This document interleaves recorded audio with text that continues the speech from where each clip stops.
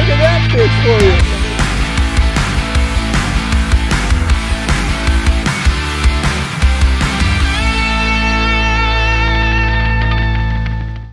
Good morning and welcome to another edition of Don Allphin on Fishing. I've been finding kokanee in small schools all the way around the mouths of coves, as I talked about last week.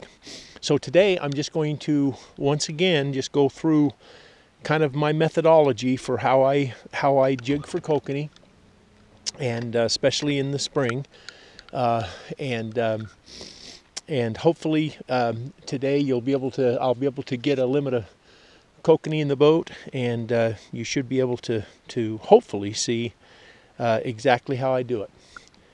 Thanks for watching and stay tuned. Hopefully I'll get some fish in the boat.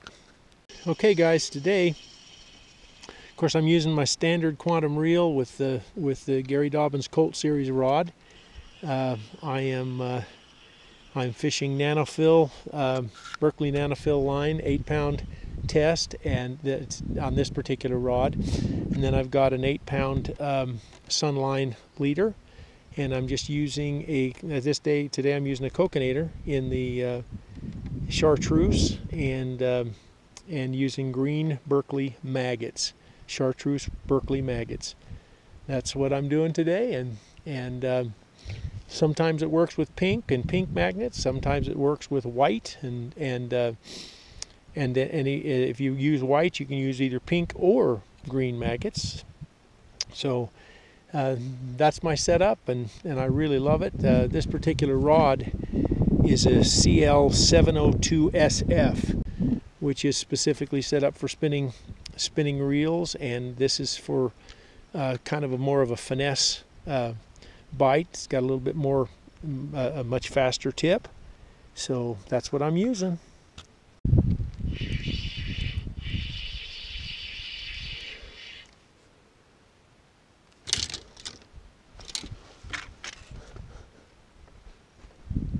Oh, that's a beautiful rainbow.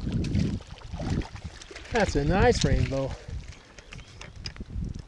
Beautiful, beautiful fish. Wow.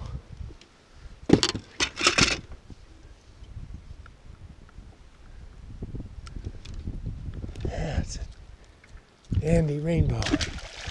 Nice job.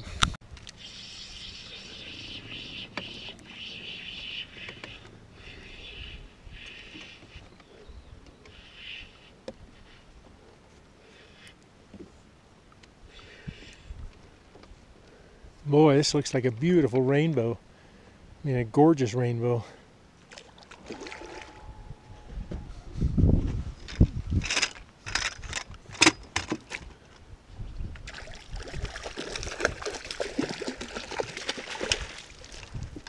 Or a kokanee. What a gorgeous kokanee. Oh my gosh. The colors look like a rainbow right there till the end. That's a beautiful, beautiful fish right there. Tell you that much.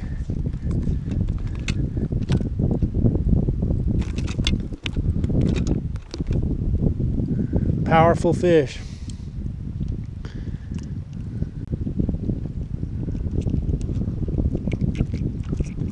Still trying to be powerful. I just want to take a second and take a look at what that baby is. That's a 19-incher.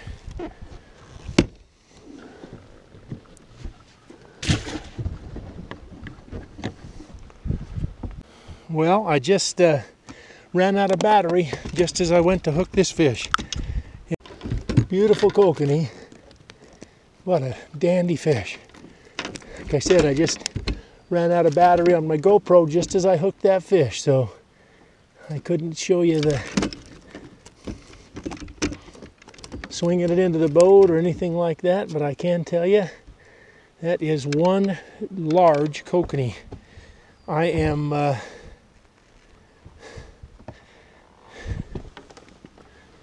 amazed at how strong that fish was, and I'm just going to go ahead and measure this one too, just for kicks and giggles. That's a 20-inch kokanee there, 20 inches.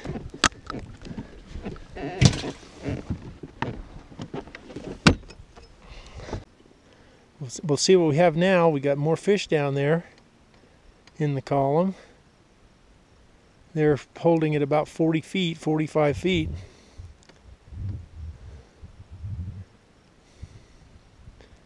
The ones that are biting have been in between 30 and 35 feet. Oh, that one came off. Doggone it. It came all the way up and grabbed it. I didn't really get a good hook set on that fish. So I better come back in and see if it stripped me, and it probably, yep, it did. Got 2 out of the 3 maggots. Thankfully, I have more. That was also really kind of cool. It's been a great last 25 minutes now. And you know, I've said this over and over, and I just can't say it enough. You have to be patient with these fish. If you want to jig for kokanee, you've got to be patient. You can't just come and on demand expect to get a limit of fish in an hour. Sometimes, yes, it happens, but just like now, you know, they're biting. If they're biting, they're biting. You know, but the whole point is that you have to commit yourself to you know, to doing it. And of course, here's the situation that I find myself in. I've now got maybe 5 or 6 ways I can get nice lake trout to bite. I've got a lot of ways I can get rainbows to bite, and I've got now at least 3 ways to get kokanee to bite: the longliner, downriggers, and certainly jigging.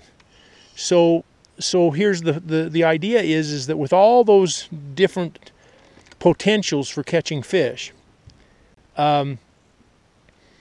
you've got to commit to one specific kind of fishing for a significant amount of time during a day in order to really do it justice. Because you can just hop back and forth from, well, I'll go the longliner. If that doesn't work, then I'm going to do the jigging, or I'm going to do the downriggers, whatever. And sometimes you'll just absolutely miss the bite. The bite will just not be there when you're doing whatever method that is. So my story today would be commit to something for the day. And then whether it's lake trout, whether it's kokanee, whether it's rainbows, whatever it is, and then just notice how the bite changes during the day. Might be tough in the morning, easy in the afternoon or towards noon. It might be incredibly crazy just as soon as you get out in the water, and then it just dies off at later. So anyway, got another fish here. I'm hoping to get some interest. Haven't had any yet. Now they're circling it, wanting to take a look. Oh, and they decided they didn't like that. They decided to pass. There we go. Now that's a good one. I would bet that's a kokanee. And it is. Not the biggest kokanee, but it's a kokanee. That's number 3.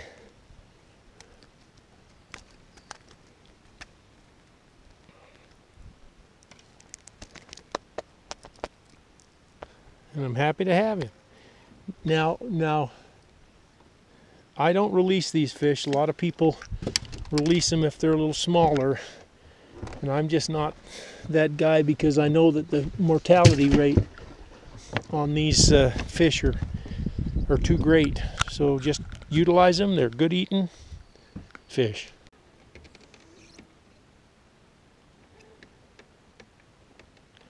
I've got kokanee at 30 feet and I've got kokanee at 60 feet. So just whichever ones decide to come under the boat sooner, the ones I'm going to fish for.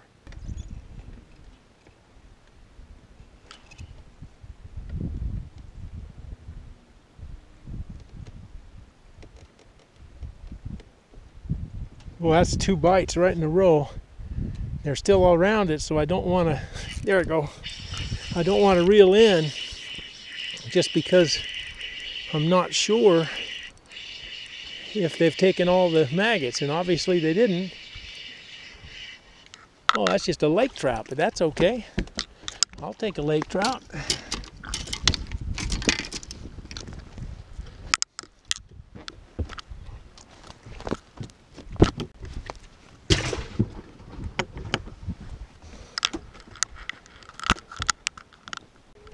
Boy, they're active now. There we go. I think that's another lake trout, but I don't know for sure until I get it up here.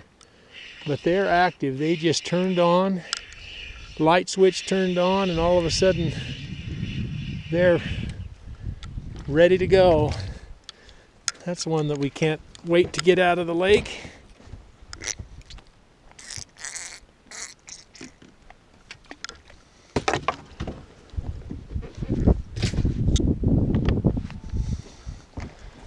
Boy, when that switch comes on, those fish are ready to bite. Doesn't matter whether they're kokanee or lake trout.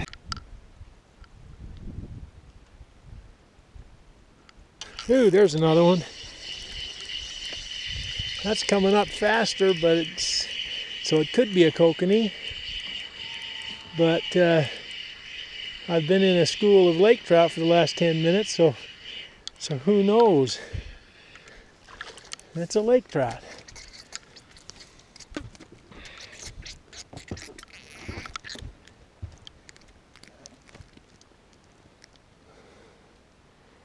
I'm never unhappy to see lake trout.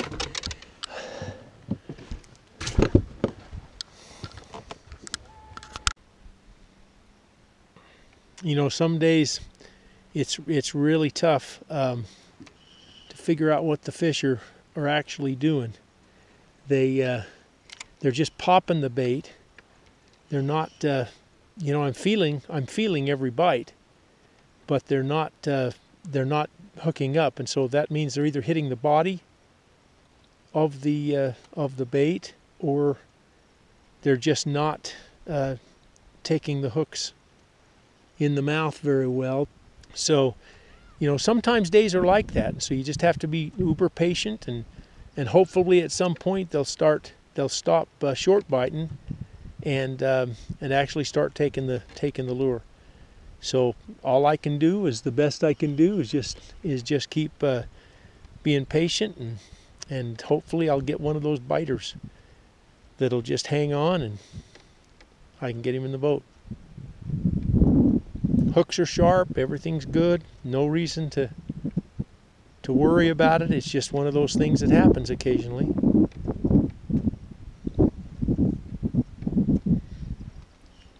I would say that it's a negative bite today because of that very thing. They're just not aggressively going after it.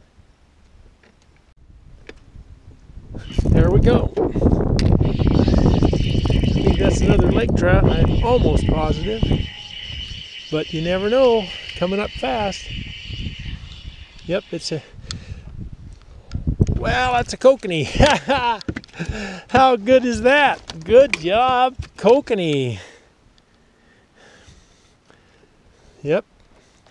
See, he was right in that school of lake trout that I've been catching. So he's not... That's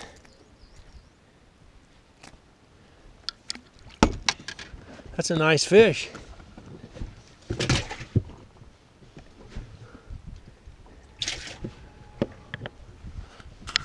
Thanks for watching another edition of Don Allphin on Fishing. Today was just a fun day. I was able to catch a limit of kokanee. I was able to catch several smaller lake trout, and a beautiful rainbow. So what a fun day!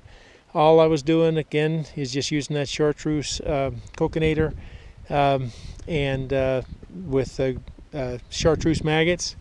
And that was the ticket today. Took a while for them to get started, but once they got started, it was a lot of fun. Well, it was a lot of fun anyway.